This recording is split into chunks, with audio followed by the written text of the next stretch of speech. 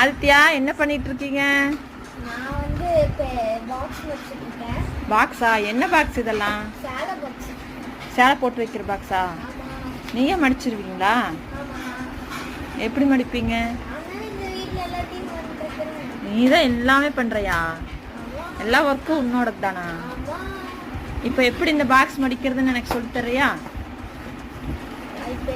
நல்லா ஒரு ஃபர்ஸ்ட் இருந்து ஒரு பாக்ஸ் எடுத்து மடிச்சு காமி பார்க்கலாம். இப்போ ஒரு பாக்ஸ் போட்டேன் இல்லையா? இப்போ நம்ம சாரி போட்டு நீட்டாக வச்சுக்கலாம். சரி, இப்போ ஃபர்ஸ்ட் இருந்து எனக்கு ஒரு பாக்ஸ் போட்டு காமி.